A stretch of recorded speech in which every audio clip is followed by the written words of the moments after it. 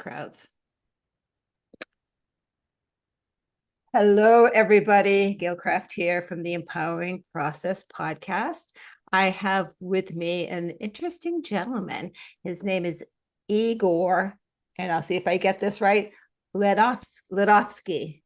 Lovely. Yes, absolutely. Awesome. Nicely Awesome. done. And he is a hypnotist. He's a co-founder of the Hypnosis Training Academy. Training Academy. Yes. That's it. Right. And so he is a, shall we say, reformed lawyer? Yes. I still have Right. tics, but I'm almost over it. Oh, yeah. It kicks into some of a reformed corporate, person, leader as well.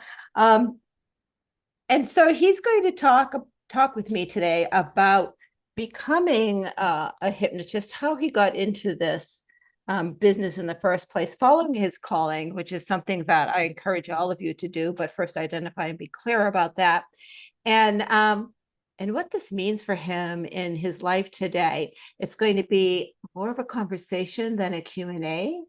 We're going to get into it. So, Igor, welcome, and thank you so much for sharing this time with me today. Thank you for having me. It's a real pleasure being here, and I look forward to our conversation. It's going to be so much fun. So why did you even go down the path of being a lawyer to begin with? So the legal path, that was kind of a family thing. My father was a lawyer. He actually ended up being a banker, but he trained as a lawyer. And growing up, I always enjoyed playing with like language games and little arguments and so on. Not arguing for arguments, just when you talk to older people and you play little language games and so on. I always had a lot of fun with that, and particularly logic-based games. I really enjoyed sorting through what's relevant, what isn't relevant, and so on. And so from very and the third element, just to confess, there was a TV show that came out when I was a teenager called LA Law, and it looked so exciting to be a lawyer. I thought, this is it. That's what I want to do. I want to live that life. And of course, In teenagers. Los Angeles. Oh, of course. Well, London, Los Angeles, it's give or take. The big difference, of course, is everyone realizes that TV and real life have nothing to do with each other. So I spent the next decade learning to actually plus a little bit, decade or so, building up my profile to be a lawyer, went to a good university, studied law, went to law school, got accepted by one of the top law firms in the UK, and a big international firm. And I thought my career was set. I had now started right. And then I started working. And I suddenly realized real life has nothing to do with TV. And all my fantasies exploded in 1,000 sparks. Don't get me wrong, great people, great place to work at, learn a lot of things. So no complaints, anything like that. It's just I went into it with all the wrong reasons in mind. Um, and ultimately, I realized that my fulfillment would lie somewhere else, which is eventually why I ended up leaving again. I love that, for all of the wrong reasons. Hmm. I think many of us have done that Hmm. in our life. And I think we're at an age where we have permission to question those reasons, Right. right? Right. Whereas maybe our parents were not in that position to question, is this right for me? Yes. Right? Their focus was, getting a house, putting food on the table, Of making sure the course. kid, right? Not, is this right for me? I agree. I think we've come, or we're on a turning point into a new kind of age. The last couple of centuries were the age of efficiency, right? Always do it better, do it faster, do it cheaper, do it bigger, right? And Right. that's taken us a long, long way. But the problem is that it dilutes life to a certain degree. It So has as a an cost. example, when I had quit the law firm, started up my hypnosis career and so on, early on, I started making CDs, and I realized it's a lot cheaper if I print my own CDs than if I pay someone to print CDs so I can sell them so I keep more profit. So I invested in a CD replicator tower, right? This is Oh, old yeah. technology, but these are much better things available now. And then I scoured the internet for places I could buy cheap blank CDs so I can make them myself. And I was always looking for the cheaper version. Where can I get a few pennies off here and a few pennies off there so that the whole thing would make me a little bit more profit? And then one day I bought this a phenomenal price, fantastic. I got like, I don't know, 500 or 1,000 CDs. They were super cheap. I loved it. and I printed them all, and they all failed. They were so cheap, there was nothing in them. And so completely wasted money. And for me, I think that is a perfect metaphor for where the industrial age has brought us, right? Um, we've made efficiency such a god in our lives. We've sacrificed so much to it that eventually we run as thin as those CDs and nothing will stick anymore. There's nothing that can stick around anymore. And then suddenly we start questioning, well, what's life about even, right?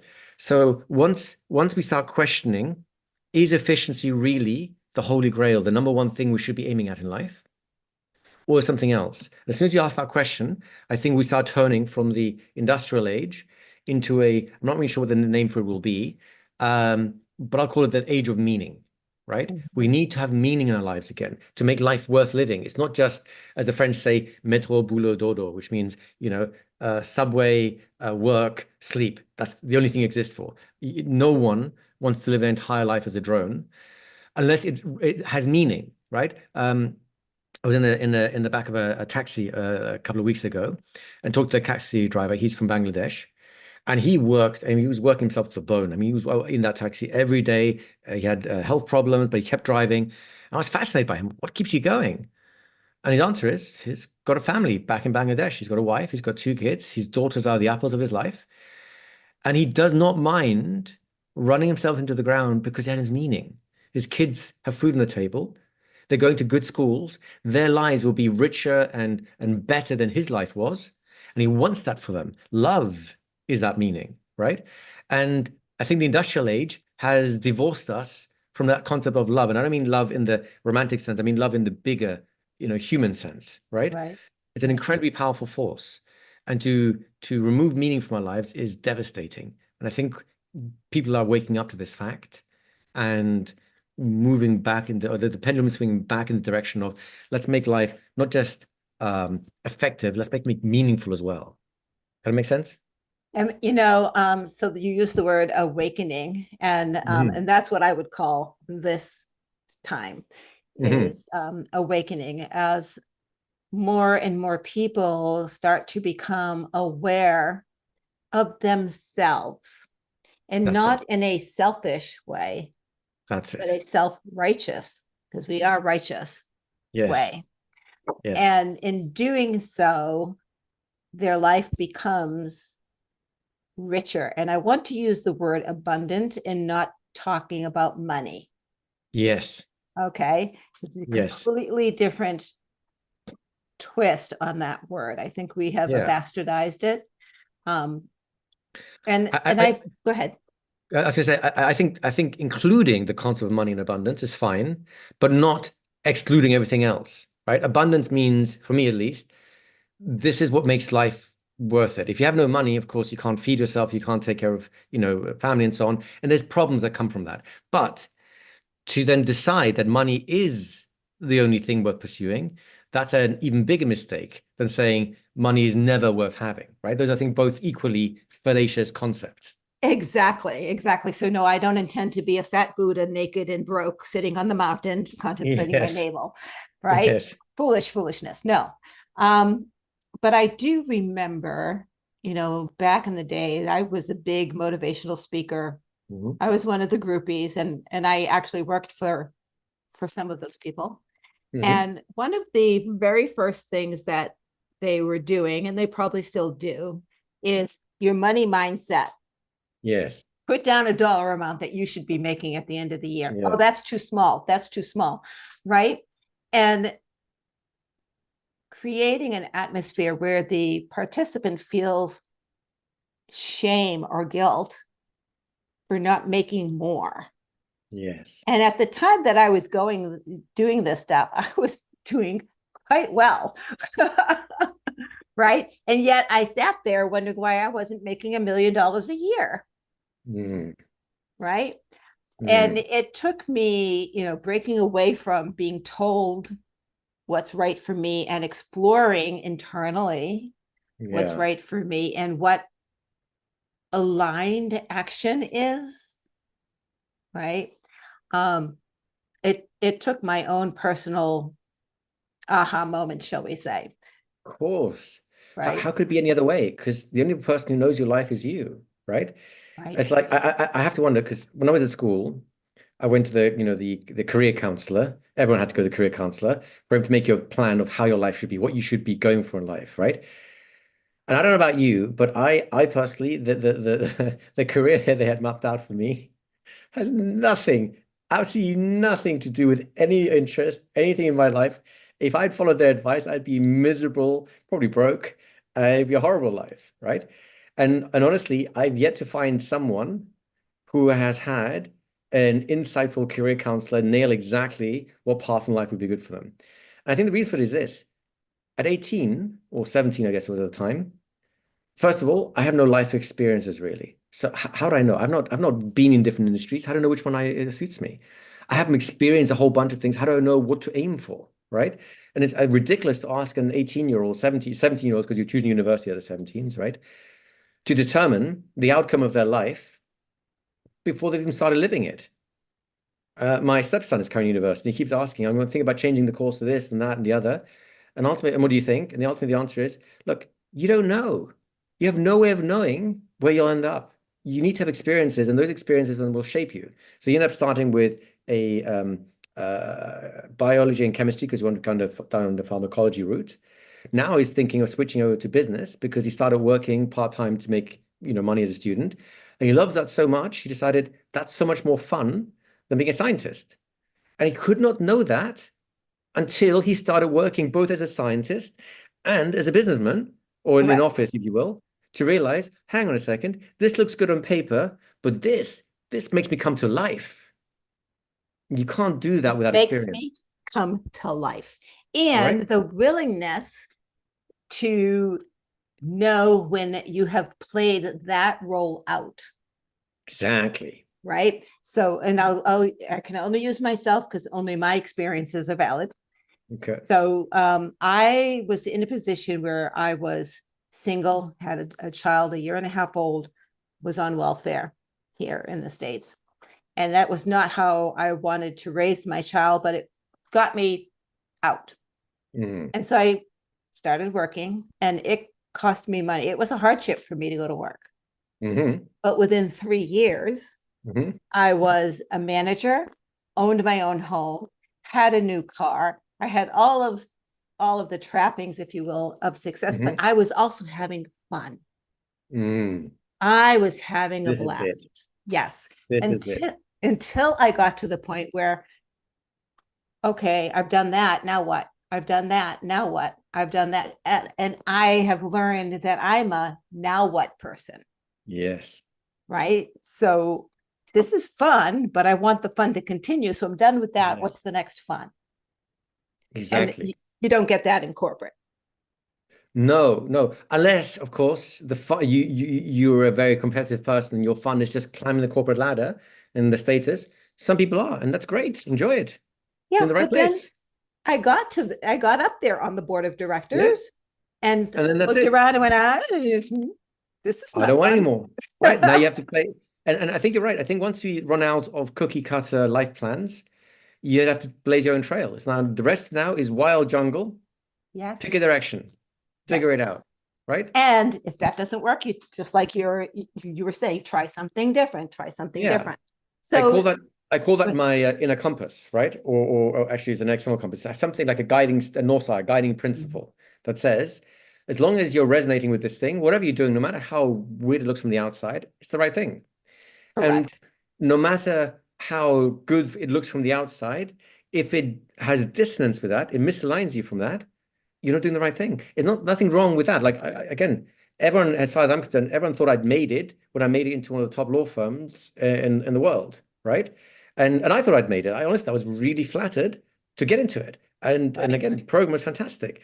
And once the novelty and the excitement wore off, once the fact that some of the cases I'm working on actually end up in the newspapers, once that excitement has worn off, what's left? That's your real career. And then Right. that career was not one that I wanted to pursue. It just wasn't fulfilling enough for me. I had to find something else, right? And But on so paper, it was madness, sheer madness. how, yes, because you leave a um what some would call secure, Yeah. well-paying position Yeah. to become a hypnotist? Are you out of your Although, mind? ironically, it was I left at the height of the dot-com bubble, and like 3 months later, it burst.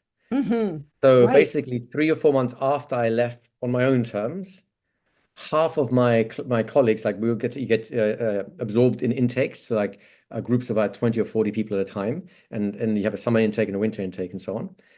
So about half of my intake was let go of because they were dealing with dot-com stuff, and as soon as that right, dried up, they lost their jobs. right, And I don't know, would I have been part of that or not?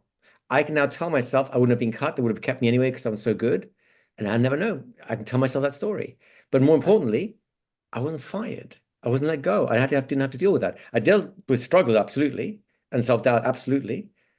But I did it on my terms. And that is an infinitely easier thing to do when you decide to move on, rather when someone else decides you have to move on. It's a very different position to be in. Yeah, I have a dear friend who I used to dance, and that's a whole other story. And she was one of my first team instructors, Mm, very, amazing professional. And I did a podcast with her, and we called it No Plan B, because I mm. remember when she left working for others and went 100% as a dancer without a partner, without guarantees, and she said, Gail, I had no plan B. This was Yeah. going to work, or I was out of it. That is a very powerful place to come from. This is why throughout history, if you look at different military campaigns, people burned their ships. Why? I mean, it's ridiculous. You spent all this money building ships to get yourself over to the war, and you burn them. It makes no sense on a paper again. But why do they Right, do it? Because now the soldiers are basically, they have no back. There's no out. If the battle's going poorly, you have no ships to retreat to get away. So right, basically, you win or you die. That's very right. motivating, right? But it's also very scary. The fact that it's scary is what makes it motivating. And that's why a lot of people don't want to do that. And of course, Yeah. there's a balancing act. There's times for it and times for it to not happen. But I Well, did the there is same. some. I mean, there is some thinking and planning, For and sure there is. You don't want to go into definitely some blindly. common sense. Yeah, I have a because dear friend who has a business called Burn the Boats. aha, there you And go. he and his wife have done that. They've burnt everything, Yep, went into a camper, traveled yep, around the country to figure out, and now they've landed as okay, this is what we want to do. But they had to burn the boats first. yes, yep. Get rid of the temptation, the addiction to, well, this is known, this is safe. I can do something with this because you're constantly being sucked back into the old rather than focusing and putting all your attention on the new, on the innovation, right? Right, Like the right. old saying goes, necessity is the mother of invention. So when there's no plan B, you got to make plan A work. You're going to get much more creative around how do I tweak plan A to actually fit reality so it works. And focus, focus, focus. That's So it. how did you decide to go from a lawyer, very left brain, if you will, Yep. to not a lawyer, very right brain, if you will? And by the Yep. way, I don't believe there's a two. No, no, I get it. I get it. It's a useful, well, there's a lot of truth to it. And of course, it's an oversimplification at the same Of time, course, right? of course. We're using both hemispheres of our brain consistently, Mhm. but there is definitely specialization going on in each hemisphere. And it's a good, at the very least, a good metaphor, right? And I totally agree with you on that. Um, so the answer is it was a slightly bigger journey in the sense that I really had some exposure to hypnosis before. A cousin of mine I met him at my great uncle's 75th birthday, like a big family reunion. And he was telling me about a self-hypnosis system he'd learned that really helped him out through a whole bunch of tough times, including some drug addiction issues that he cleared up with it. And I was blown away. I thought this sounded so amazing. So I learned the same method as him, and that gave me my first taste of hypnosis. But my mind was still focused on law and passing law school and all the rest of it. So using self-hypnosis initially to help me with my studies, with my exams, and so on, right? Fantastic, no problem with that. And as far as I'm concerned, there was my ace in the hole to get my career, and I was going to be partner and all the rest of it. So now I'm working as a law firm. It's about 2 years in, And a couple of things are happening. First of all, the novelty is worn off, the excitement is worn off, the fact I'm getting paid and handsomely, all that excitement is starting to wear off now. And now I'm actually just facing the tunnel of what my career might be down the road. And of course the different frustrations and so on have picked up. Because I'm in a big law firm in a very hot marketplace. Working till 10 o'clock at night is routine. Working till 3 or 4 a.m., you'll be doing that several times a month. Working 2 weekends out of in each month is pretty routine, right? So more and more, I was getting isolated from life. My friends were out partying, I couldn't join them. They were doing things I didn't even know what's going on anymore because I'm just at work and that's all I'm doing.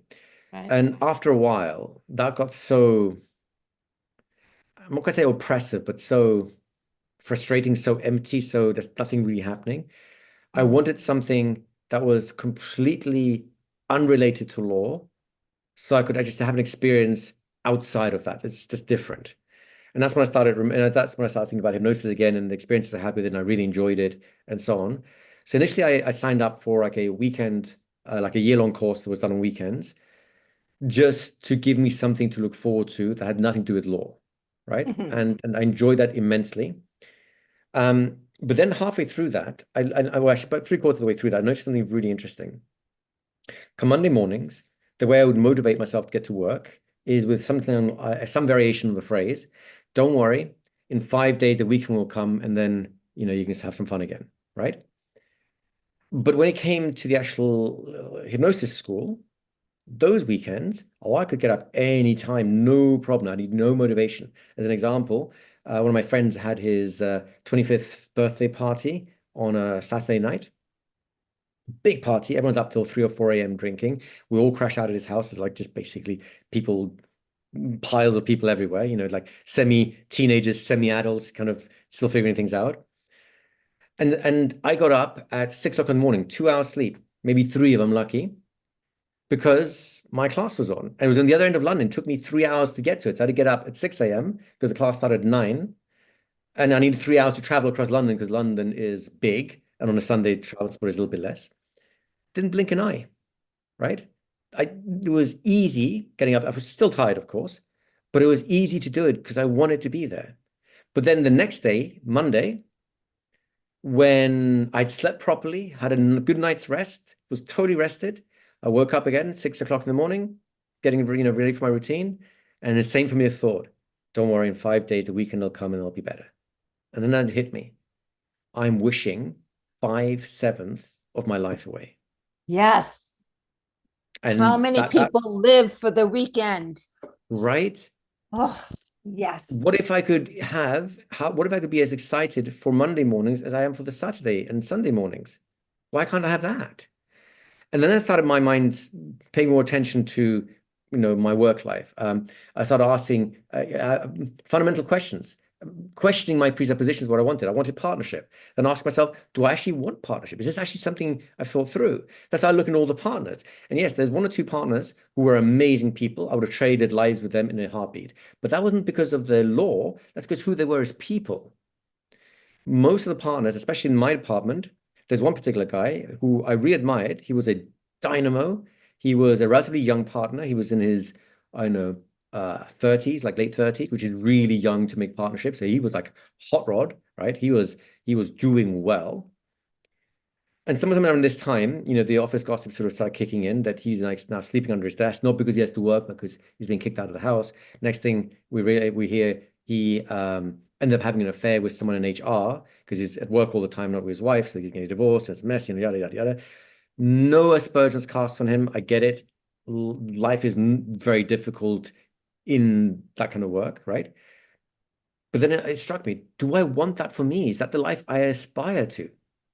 This is the guy I was aspiring to. He was one of the youngest partners. He was a dynamo. He had money coming out his ears. The clients loved him. His work was phenomenal. Constantly his work is constantly in the press, right? But he's sleeping on the desk. He's getting divorced. He's a cliche. Yeah. Do I want that? The answer is no. And bit by bit, everything I had in my mind as to what I would achieve as a lawyer, I questioned every one of them. I realized every single one of those I can achieve better somewhere else.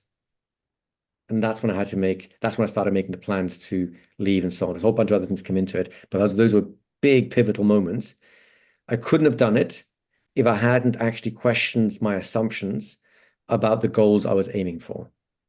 I have a distinction that really helps me, and this that came from this moment, but I use with my clients as well. And I call the difference between a dirty goal and a true goal. A dirty goal is the thing you think you want, right? The fast Mhm. car, the big house, the trophy wife, whatever media-esque thing is being painted to you, that's the thing you're aiming for, right?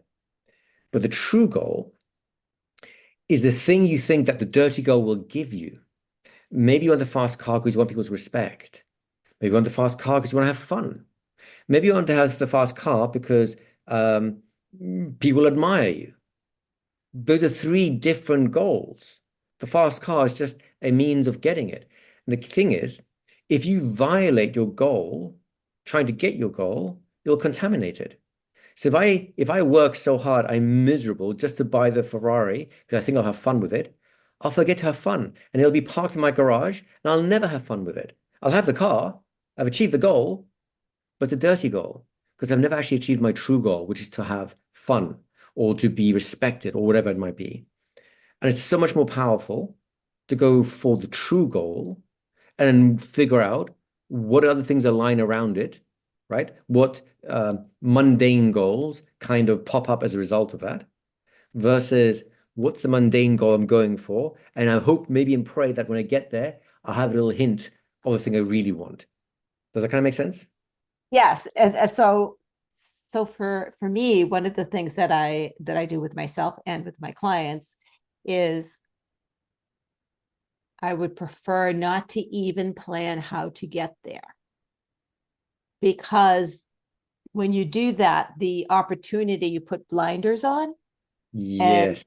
you don't see that it's already there, Yep. right? And so when I'm open and when my clients get open to the possibilities, then this magical thing happens that we call serendipity, Yep. right? And is it serendipity, or is it that we're aware? I think awareness is a big part of it. Are you Yeah. familiar with the attention inattentional blindness, the Uh, gorilla, the basketball reticular, gorilla, I love that. Yes. right? Yes. I Right. think that's exactly what it is. When we over so just for anyone who hasn't heard this yet, so have people watch a team in black t-shirts and white t-shirts passing a basketball between each other, and the question is, how often do the people in white t-shirts have the ball, right? And so people are sitting there counting and counting and counting, and halfway through this task, a guy in a big gorilla suit walks right through the middle of the shot. There's no hiding it. He's not He like stops and exactly he does. beats his chest and walks off again, right? There is no attempts to hide this guy at all. And at the end of it, they ask people all kinds of questions, how many times did the ball go past, yada yada yada. And what do you think of the gorilla? And about just over half people go, "What What gorilla? What are you gorilla? talking about?" Right? So they're so hyper focused on the ball, their brains automatically delete everything else as irrelevant. But everything else is actually the part of life where you suddenly get a chance opportunity to make it big. And if you're so focused on your small goal, you might achieve a small goal, but the big goal is completely out of reach because you missed Completely. the window. Completely. And what's interesting about that particular video, I use it, I love it, quite frankly, is watching it a second time. Of course, you're going to look for the gorilla, but Hmm. there's also the curtains change color. And as the gorilla walks off, someone else walks on, someone else is walking on. So for me, when I started to, okay, so there's more going on here, I should Yeah. pay attention. I was like, wait a minute, we're missing someone. And the curtains used to be orange. What happened with the curtains? Right? Yes, Right? yes, yes, yes. So I think the difference is the difference between what I would call maybe active attention and passive attention. Active attention is locked on, laser. This is what I want, and I'm going to pursue it. And it makes sense because it's good to ignore everything else when I'm zeroing in on my target and it's moving around, right? I'm hunting this thing, and I'm going to get it by ignoring everything that is not it. Very Right. useful skill, right? And inside of projects, that's exactly what you need to do. But then the other side of it is this passive, this open attention, where you're not sending your attention out to get something, you're resting and you're letting things come to you, right? You're almost like a photographic plate, just absorbing the environment. And that's when all the weird and unusual things come out. You might even know what they mean at the time, but you make a mental note. And But then they 2 weeks down the make line, sense. Yes. right, 2 weeks later, you go, hang on a second. I saw this 2 weeks ago. Maybe I should do something and connect these two things. But if you never noted it 2 weeks ago, then this connection has nowhere to go.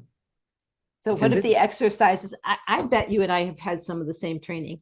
Mm, One of the exercises that I will do with people on expanding focus, it's hmm a Hawaiian exercise. It's called Ah, hakala. yes, yes, You yes, focus on the, yes, okay. yes. And so, and what's interesting about that, and either reach out to Igor or me if you want to know about it. What was interesting during the crewing I was doing, of course, I hmm still do the exercise with Okay. everybody else. Yeah, At the end, we were practicing language. yeah, So we got three people. I'm sitting down facing someone, and there's someone behind me. yeah. The person behind me goes thumbs up. The person in front of me uses only one word, and I'm supposed to guess whether the thumb is up or down based. Right. So I was the person with someone behind me after hmm doing this expanded awareness hmm exercise. hmm And I sat there and I went thumbs up, down, straight, up, down. And nothing is coming out of the other person's mouth Yeah.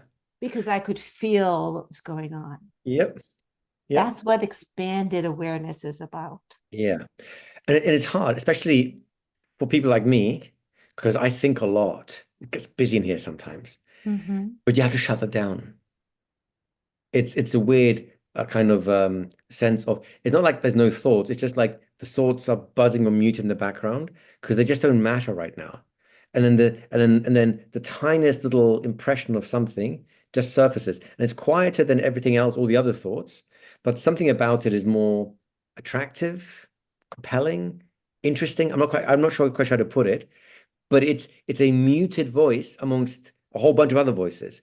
And that's why you have to have it quiet because somehow you got to have just enough quiet in the rest of it and just enough noise in the intuitive part that you can spot it. And when you spot Right? it, all bets are off. Suddenly, what seemed impossible moments ago suddenly becomes routine, right? You can't plan for it. You can plan for it occurring.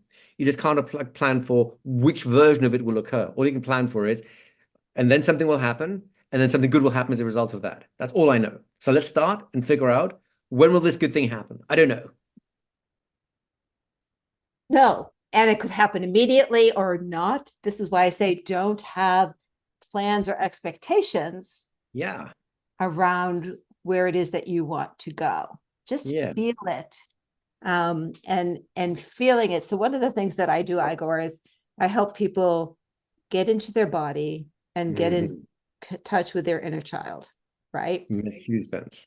Right. And what I've discovered is I've been working with people who have gone through coaching, who've gone through therapy. And I'm sorry, there's a lot of people out there doing harm, hmm who are in horrible shape, hmm right? Because they don't trust their body. They've gone, whatever trauma or whatever has happened in their life, they don't. So, how can I ask someone to get into their body? So, the first thing I have to do is help them learn how to love and trust their body. Yep. Then we can do the work, Right. right? So it's really kind of interesting that some of the stuff that we're talking about isn't the first thing that we work on when we work with people, No. because that person isn't ready for that yet, Yes. right? So tell me a little bit about what you do, who you do it with, what it's like. So there's so many things, so I have to Yes, yes, figure out yes. which version of that I go for. So look, the simplest version of it would be look like this. I believe that all learning, all behavior, and all change happen unconsciously first, right? And then it percolates through consciousness, and then you become conscious of something. But if you don't have the underlying subconscious neurology lined up for you, you won't even notice it, right? Do you know how you could go into an old Disney movie and you have a room full of kids and adults, taking the kids into it. And then the kids will laugh at some parts of the movie, and all the adults will laugh at a different part of the movie, but it's the same movie, right? But actually, it isn't. It's two separate stories layered on top of each other, one for the children to appreciate, one for the adults to appreciate, and something in between that both can appreciate. Does that make sense? Yes. The children can't laugh at the adult jokes because they lack the internal wiring for it. They haven't got the hormones for any romantic jokes, right? They haven't got the social understandings for the social subtleties and the digs and so on, right? So their unconscious minds just gloss over it like nothing happened because it's invisible to them. It's like bees can see ultraviolet radiation. We can't. So Right. we can't literally cannot see the world the bee sees because we lack the neurology for it. So if all happens subconsciously first and then kind of percolates into consciousness, then that's where I want to work. I want to work with the subconscious mind. That's where all the good stuff happens, the big stuff happens, the fast stuff happens. And then hypnosis is the tool of choice for working with the subconscious, right? It's literally just the discussion with someone else's subconscious to change the operating procedure so that going forwards, they move this way, whereas they used to move that way. And it might not look like much on the first day or the first week or the first month, but somewhere in that path, they'll end up somewhere completely different than they've ever been. And they'll be very happy with that because now they are, again, choosing intuitively, always in the direction of where they want to go. Or think of like a guided missile, right? A guided missile is always missing, right? It's always off course. But when it goes off course enough, it'll course correct and then it'll get closer to the target and it'll go off course again. And it's basically zigzags. And then the closer it Right. gets to the target, the less it has to zigzag. That's what we like. We don't need to know how to get there. We just need to go a direction that feels more left or right. And as you're going, you'll make a course adjustment and a course adjustment. And then when you get closer and closer to the goal, one day it just becomes so abundantly clear, this is what you do. That's because all your ducks have lined up. Your unconscious has figured it all out. And now you're ready to make a plan Mm-hmm. because it's in reach. You can only plan for things that are in reach. Hence, I agree with you. You set intentions for things that are out of reach. You make plans for things that are in reach. It's ridiculous to try and plan something that's out of reach because by definition, you lack the experience, the neurology, the perceptions to go for it. So you And have to gather so those things. many other things. And what's really interesting, so when I have my business hat on, Mhm, because I was a business coach first, mhm. don't do it often, but when I do this 5-year planning exercise. And I do it visually and physically. Mhm. So, we have 5 or 6 categories, and then we go 5 years from now, 3 years from now, 1 year from now. And we put the tasks and the goals Mhm. and then step back. 100% of the time, I hear, I can do that in a year. Like, yep. And it gets done Yeah. in a year because I can only foresee so far out. Right. So I might say in 5 years, but I can Yes. only foresee so far out. It's the basis of the whole idea of chaos theory, right? Because the further out you go, the more variables come in that will screw up your predictions. So, so any business plan that's really, I'd say more than 3 months, maybe 6 months in advance, is propaganda. I love that propaganda. So I have, you'll love this, and you can steal it if you want. I Hmm. have an exercise that I do. It's kind of like a woman's circle Okay. approach Hmm. where we build a vision board Hmm. physically. So Hmm. it's, I want it 3-dimensional, not Of just course. one. When we talk about it, we do the woman circle type of thing, though there are men there Hmm. too. At the end, you know how you achieve your goal, and it's only 3 months, so it's achievable. Okay. You achieve your goals by letting go. Yes. So we burn the boards. Yes. So you're not constantly obsessing on it because otherwise you create inattentional blindness again, Right. And you right? don't open up. Absolutely. Like the Right. analogy I have, I always give people is when you buy a car, have you noticed how suddenly everyone in town decides they want your car and it pops up Right, everywhere? You're not right, looking for your car, but you are finding it everywhere. But you didn't used to find it. And the reason for that is your part of your brain that creates attention is called the reticular activating network or right. system. Yep. And you've just put your car on a top level priority because you spent a lot of time, energy, and resources on acquiring it. So now it's top level priority. And so your subconscious is constantly scanning the environment for another opportunity for this because it's important to you. So all you're doing when you're setting an intention is you're saying, this life is important to me. Figure it out. Anything that takes me closer, make me pay attention to it. Anything that takes me away from it, make me blind to it because I don't It's need not it, important. Yeah. right? I can so look, if my goal is just purely, let's say, to lose weight, just to be physically fit, right? Then I'm very happy if my unconscious mind walks me through a supermarket and I'm completely oblivious to the chocolate aisle. I just end up lost in thought as I'm walking through it, and suddenly my attention comes back when I'm in, I don't know, with the eggs or the milk and get something healthy, right? Right. And I have no problem with that because that's a good use of forgetting. It's good use of being ignorant, right? I don't want to obsess on the chocolate aisle. So wouldn't it be so much easier to just forget to pay attention? And then likewise, when I'm somewhere where something good is happening, right? Let's say I'm walking through a display and there's a maybe there's a kefir or a kombucha or something, some probiotic drink is there Hmm.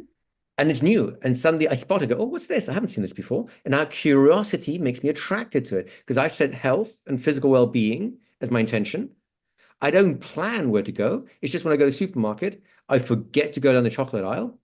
And then when I happen to be in the novels section, whatever it is, and there is something that fits that list, my unconscious just goes, look, there's something interesting there. Pay attention to that, right? Whether I buy it or not is irrelevant. What matters is I'm constantly being exposed to opportunities. That Any which one, fit, say again, that fit. that fit Yeah. precisely, right? Yeah. You're right. Chocolate is an opportunity, just not the one I want. Right. This is one of my favorite stories. I have quite a few favorite stories, but this one is, I have a client who, she's a photographer. And when we first got together, she wanted to upgrade her clientele. So Yeah. we got there. She was the photographer at Tiffany's Nice. that year, all the Nice. la-di-da stuff. And she calls and she's like, I have to get a different car. I cannot be showing up at these homes in this vehicle. Hmm. I just don't know what to get. So we went through, what does that look like? What does it smell Hmm. like? What does it feel like? What does it sound like? What, just as much as we possibly could. Then I said, well, why don't you go and test drive and just sit in a car or two? The next meeting, she said, I think I'm going to have buyer's remorse. I bought the first car I saw. I said, well, let's go through your list. Check, check, check, check, 100% check. Sounds like a good decision to me. Right. And it was a good decision for her. Right. Yeah. Right. And so would she have bought that car before? She probably wouldn't have seen it before. Yep. Right. Yep. There's a sub routine in our brain that is moving towards something versus moving away from. Yep. And if she were moving away from the car that she had, This is she would exactly not it. be moving towards our car that she wants. So these are the mind games that we play with. Absolutely. I Yeah. just had, in fact, I just came off a call with a client today with a very similar issue. He's starting a new business and he's got to basically do a bunch of cold calls or reactivate his old network to try and drum up business. And Mhm. he's been avoiding it and avoiding and avoiding it. So we had a chat about, okay, what's going on? What do you really want? Right. And of course, whilst his mind is filled with fears of judgment and retributions and people being harsh with him and so on, no wonder he doesn't want to pick up the phone. His mind is full of failure, right?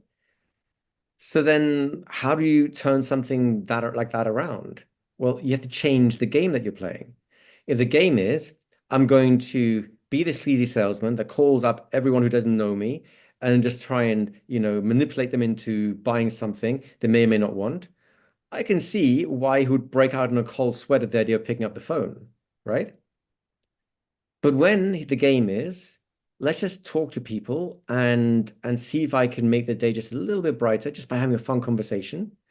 And then maybe there's an opportunity to do something, and maybe there isn't, but I don't care too much. What I want is an emotional connection with another human being that feels satisfying to both of us, right? Right, Suddenly, cold calling anxiety goes away, procrastination goes away, fear right. goes away. He doesn't need to go for the big kill sale right now. He just needs to talk to people and be okay with that. And suddenly he is as motivated to pick up the phone as he used to be inhibited before. And it's just a change of story in his own mind. That's all that he needs is to change the way he's looking at what he's doing. And it was really interesting when I do that. I'll Mhm. give one example from this year. I went on a road trip for 7 weeks, and the road trip specifically was to go cross country and come back, but to connect with people I'd met virtually Nice. in real life, That's a nice plan. I like that. right? Just to Yeah. connect, right? Yep. And I was in Denver and I met with a gentleman in Denver. We went for some coffee, and I happened to talk about an example of when I learned not to control as a leader, Hmm. and what happened, and how I changed my approach. Hmm. And he said, I think my company could use you. Hmm. It was not intending that This is at it. all. No, it's just Just because you're really not sharing. pushing, because you're not needy, because you're not slimy, because you're not trying to do anything, you're aligned. And then he recognizes something that he needs, he takes it. Or he doesn't, in which case you have a nice conversation. It But doesn't that's all you matter. I need. wasn't there to sell anything. I was there to Exactly. connect. Exactly. So, Yeah. so one of my students a couple of years ago asked me a really good question because he was struggling financially, of course, to get clients and so on. And he asked me, so look, if your business, just for whatever reason, got taken away, burnt to the ground, you had to start from scratch, right? What would you do? I think it's a great question, right? And he's expecting me to start talking about copywriting and advertising and mail shots because the technicalities of an ongoing business. I think my answer shocked him. I said, well, the first thing I would do is I would get out my diary, look up every person I know, and I just start calling everyone and just have a chat, right? And he was nonplussed. But about what? Why? Just talk. 'Cause I don't know where they're at. I don't know what they want. I don't know what they need. I'm just going to talk to everyone I know to get a sense of a snapshot of where they are in life. And somewhere in those conversations, I know something will shake loose that will open up a door, a possibility, an opportunity. And then we're off and running, right? Maybe it's the one opportunity that's built a whole new career, or maybe it's just an extra client that just keeps me taking over until nothing happens. But I don't know any of that until I talk to people. Exactly. Exactly. You know, um, oh my God, I think I could be talking to you forever. I got a dozen thoughts just came into my mind, and then went out again. That is exactly what I'm doing right now. So I am collaborating. So I'll give you one story of one collaboration. Okay. I like working with people, and I'm a Yeah. sole entrepreneur, so I need short-term partnerships to do Yes. that. Yes. This year, I put it out there, universe, I'm looking for collaboration. Phone calls started coming in. I didn't pick up the phone. The phone calls started Hmm. coming in. Hmm. So I have an event that I created, a training event with a Hmm. very dear friend of mine. And the day we finished and we're ready to talk about launching, Yeah. he got diagnosed with cancer for the third Oh, time. oh, that's He hard. is hospitalized, very bad, very, very Yes. bad. Yes, yes, yes. And so he's still talking with me. I'm the thing this is keeping him going, Wow. right? So when he's not down and out, he picks up the phone. So, and I'm like, what do you want me to do next? I've got it, right? And I'm Yeah. putting it out there on a shared drive. Well, now it's like, Gail, just bring it forward. If I can show up, I will. If I can't, I won't. Just bring it forward. So what am I doing? I'm making a list of all of my contacts. And am I going to sell to them? No, I'm just going to connect with them. Talk to them. right? Just going to connect with, Something will happen, right? And I right? think this is the faith people need, the faith that when you're open and you have an intention, something will happen. I liken it to like a Freudian slip. You know, a Freudian slip is when you mean to say one thing and I'm saying, I hate my mother, right? Um, but why does that happen? It happens because your mind is so fixated on an idea, it keeps slipping into your language, into your ideas, into your concept, because your mind is obsessed with it. So instead, why don't use that for ourselves? Let's have the intention that I need a collaborator, I need a friend, I need whatever it is. And that will seep into your language, your conversations. And if the person you're talking to has some aspect of that that is relevant for them, they'll provide the missing piece. Because that's Right, just how conversations work. They go in different directions spontaneously, and you make an offer, they'll wrap that offer with their own thing. And if it fits, it fits. And if it doesn't, it was just an interesting topic and you move on. But if you exactly. don't have that conversation, I guarantee you one thing, nothing will happen. I think you're right. It's guaranteed. It's Especially, guaranteed. I like this is my favorite way of talking to salespeople who are afraid to pick up the phone. Well, I guarantee you that if you don't pick up the phone, you are already rejected. If you pick up the phone, you have a 50-50 shot. Maybe they'll be nice, maybe they'll be mean. But if the phone stays on the hook, you've lost the sale already. So up to you. So here's a belief breaker. I used to Mhm, believe I don't do cold calls. mhm, Like I mhm, said, I used to work for motivational speakers. mhm. And I had this one person that I was working for, and she had a list. She said, I need to fill up the room. And I'm like, right? Not an But, easy task. right. Well, she gave me the list of a company that did motivational speaking that I used to work for. Oh, okay, okay, okay. So I have a conversation piece with, Okay. right. So Go that ahead. would, so I called, do you know that the room was so full, the police came and told her she had to kick people out? She was over capacity. That's a high quality problem right there. Right. So Maybe we all have high quality problems like that. what was the key? I had a common denominator that I could comfortably hold the conversation on. This is it. This is it, right? It's not forcing people, it's not manipulating people, it's not tricking people, it's not being sleazy or slimy. It's just having a good, pleasant conversation, and then enough offers of something within that conversation that if they pick up on it, something comes, and if they don't, nothing comes. Either way is Right. better. No Right. big And it's, deal. hey guys, I'll let you know. Let me know next time. It's like, okay, I'll put you down for the Yeah, next time. yeah, yeah, That's yeah, all. yeah. When That's when all. when when I started coaching, I had a very similar story.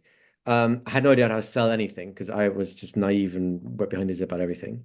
So what I ended up doing is I ended up asking my friends who were all, in different industries, but placed sort of, shall we say, medium to low in the industries, right? Anyways, I asked them if I could just call them and talk them through what coaching is, just to kind of clarify my mind. And if they didn't understand something, they could ask me questions because I didn't know how to talk about coaching at the time.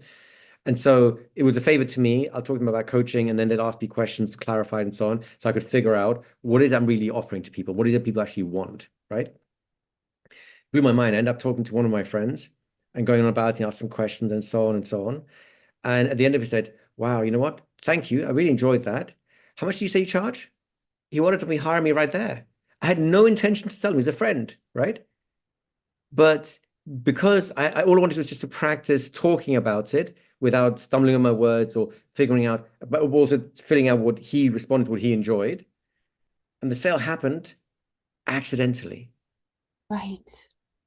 Let it be, let's have more happy Right. accidents, right? Right. Right. Exactly. Exactly. So I do have the list of contact information for you, Hmm. but I won't put your email list out there, but your other contact information, YouTube, Instagram, TikTok, web. But Wonderful. for those who are listening and not reading, how would someone get in touch with you if they wanted to know more? Sure. I think the easiest thing to do would be to come to our website, www.hypnosistrainingacademy.com. Very simple, Hypnosis Training Academy. There's lots Very of good. free articles and stuff like that there. But best of all, I'd say just sign up to the newsletter and then you'll get regular, insightful, motivational pieces, talks to you about your subconscious, how do you solve different kind of problems, and just sort of fun little newsletter. But more importantly, as you go through that and you start having some ideas around, well, what do you want? Do you want to be more influential? That's like more conversational hypnosis for influence. Are you trying to help people more? That'd be more hypnotherapy type of things. Is it more about you personally, that to change and evolve as a human being? That'd be more like self-hypnosis. I think those are three big pillars of hypnosis. The fourth one is entertainment. We taught a little few classes on that, but it's not my main focus, if you will. And as you You get a don't sense do of what you want. entertainment? What? Yeah. Well, no, it's just a question of what excites me, right? And I learned enough stage hypnosis and street hypnosis to be able to do it because I want to be able to speak meaningfully about any part of the field. But Right, honestly, I don't like being on stage and just for people to applaud me. The only reason I'm on the stage is because I want to share something important with people, right? right. Otherwise, I'd be perfectly happy, squirreled away in my basement, never talking to another human being. But I have some things I really want to share, and I love seeing how people grow and the eyes just sparkle and life suddenly lights up. That's what makes it for me. So hence, not so excited doing stage. I never followed that as a career. Um, but influence, absolutely. Hypnotherapy, absolutely. Self-hypnosis, absolutely, because those are the things that be most meaningful to me, right? So once you have a sense of which direction interests you, give us a shout. And we've got phone numbers there, we've got emails there, whatever you want. Just tell us what you're interested in, and we'll help navigate you through what's the best place for you to start or to move to, depending on a level of experience. Because I have Absolutely. so much content, hundreds of courses. Don't break your head about it. Ask us, and we'll share whatever journey is interesting to you. I might just go out and take a peek. Just one last note before I Please sign do. off. The first time I ever did any of this kind of stuff was meditation, which by the way is self-hypnosis. Mhm. Um, and the changes that occurred immediately in my life were palatable and profound. Yep. It blew my mind. Yep. So it's an illusion, it's a game. Learn how to play the game and learn how to manipulate your illusion, That's it. right? That's exactly it. Igor, thank you so very much. This It's was been a lot of fun. awesome. The hour's flown by in seconds to me, so thank you for that. It has been a pleasure. And everybody, this is Gail from the Empowering Process podcast. Thank you for sharing your time with us. If this really interested you, let us know with a thumbs up. If you have any questions, put it in the comment. We'll get back to you. If you know someone who could benefit from this, please do share it out. And as always, subscribe so you know when the next episode is available. Thank you, everybody. Bye-bye. Bye, Bye, Igor. everyone. Thank you for listening to the Empowering Process podcast. Be sure to visit Gail at gailcraft.com to learn more about how she serves thought leaders, entrepreneurs, and goal seekers. And remember, if you like this broadcast, be sure to share and subscribe so you don't miss an episode.